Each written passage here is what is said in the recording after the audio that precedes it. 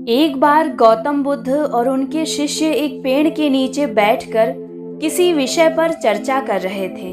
तभी उनके पास एक आदमी आता है।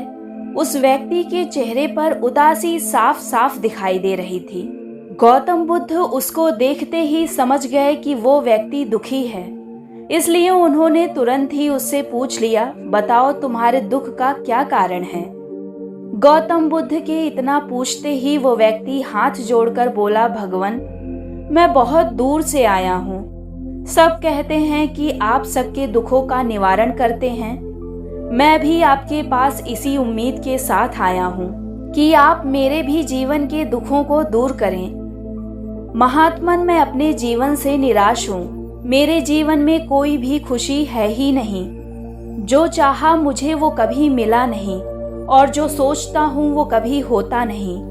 जब मैं पढ़ाई कर रहा था तब सोचता था कि मन लगाकर पूरी मेहनत के साथ पढ़ाई करूँगा ताकि मुझे अच्छी नौकरी मिले और मैं अच्छे पैसे कमाकर अपने माता पिता के लिए एक घोड़ा गाड़ी खरीदूंगा। अपने परिवार के सब सुख सुविधाओं का ख्याल रखूंगा। अपनी पत्नी और बच्चों को दुनिया की सैर करवाऊंगा। अच्छे से पढ़ लिख कर भी नौकरी मिली तो सही, लेकिन इतने पैसे नहीं मिलते जिनसे ये सारी इच्छाएं पूरी कर सकूं। इतनी मेहनत के बाद भी जैसे तैसे सिर्फ इतना ही कमा पाता हूं कि अपने परिवार का पेट भर सकूं। घर की ज़रूरतें पूरी करने के बाद इतने पैसे बचते ही नहीं कि अपने माता पिता के लिए घोड़ा गाड़ी ले सकूं या फिर अपने परिवार को किसी पर्यटन स्थल पर ले जा सकूं। मेरा सारा समय काम में ही बीत जाता है। गौतम बुद्ध उस आदमी की बातें चुपचाप सुनते रहे। फिर उसे पास के ही एक बगीचे में लेकर गए। बुद्ध ने उस आदमी से कहा कि तुम परेशान मत हो, मैं तुम्हारी सारी समस्याओं का हल बता दूंगा, लेकिन उसके लिए तुम्हें मेरी एक बात माननी होगी। आदमी ने कहा, महात्मन, मैं आपकी हर बात मानने को तैयार हूँ। गौतम बुद्ध ने कहा, इस बगीचे में बहुत से सुंदर फूल हैं, लेकिन तुम्हें मेरे लिए इस बगीचे का सबसे सुंदर फूल तोड़कर लाना है।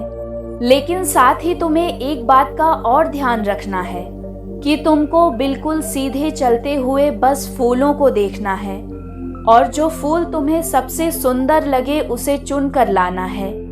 एक बार जिस फूल के आगे तुम निकल गए उसे तुम पीछे मुड़कर नहीं तोड़ सकते।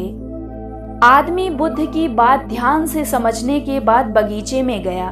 बगीचे में प्रवेश करते ही उसने देखा कि वहाँ कई प्रकार के फूल हैं और सभी फूल बहुत ही सुंदर हैं, लेकिन आदमी ने उनमें से एक भी फूल नहीं तोड़ा, क्योंकि उसे विचार आया कि हो सकता है आगे इनसे भी ज्यादा सुंदर फूल मिलें।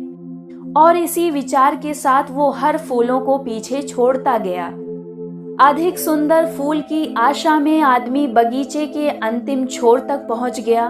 बगीचे के अंतिम छोर पर पहुंचने के बाद उसने देखा कि वहां पर कई सारे फूल तो थे, लेकिन वो सब सूखे हुए थे। उसको काफी पछतावा हुआ कि उसने पहले ही कोई सुंदर फूल क्यों नहीं तोड़ लिया। उस आदमी के पास अब सूखे हुए फूलों में से फूल तोड़ने के अलावा कोई रास्ता नहीं बचा था। निराश मन से उसने एक सूखा फूल तोड़ा और बुद्ध के पास वापस लौट आया। सूखे हुए फूल को देखकर गौतम बुद्ध ने उस आदमी से पूछा, बगीचे में इतने सारे सुंदर फूल थे, फिर तुम ये सूखा हुआ फूल क्यों तोड़ कर लाए? आदमी बोला, भगवान, मैं इस विचार के साथ आगे बढ़ता गया कि हो सकता है आगे और भी अधिक सुंदर फूल मिलें, और यही सोचकर मैंने सभी सुंदर फूलों को पीछे छोड़ दिया। और आपने कहा था कि मैं फूलों को वापस पीछे मुड़कर नहीं तोड़ सकता, इसलिए मुझे अंत में ये सूखा हुआ फूल तोड़कर लाना पड़ा। महात्मा बुद्ध ने कहा, वत्स, यही समस्या तुम्हारी भी है।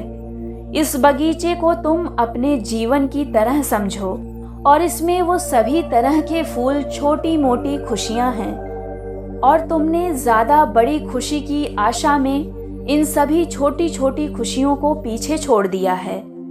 हो सकता है घोड़ा गाड़ी पाकर तुम्हारे माता पिता उतने खुश ना हो, जितनी खुशी उन्हें तब होगी जब तुम उनके पास बैठकर उनसे बातें करोगे, उनकी सेवा करोगे।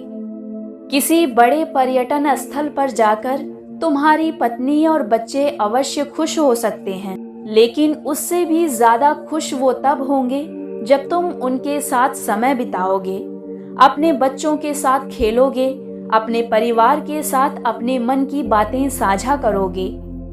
गौतम बुद्ध ने आगे कहा कि मनुष्य के जीवन की यही समस्या है।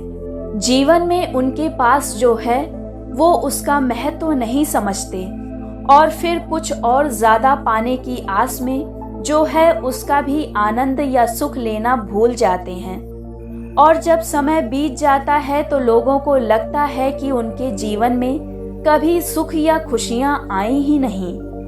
महात्मा बुद्ध की ये बातें सुन उस व्यक्ति की विचारधारा बदल गई।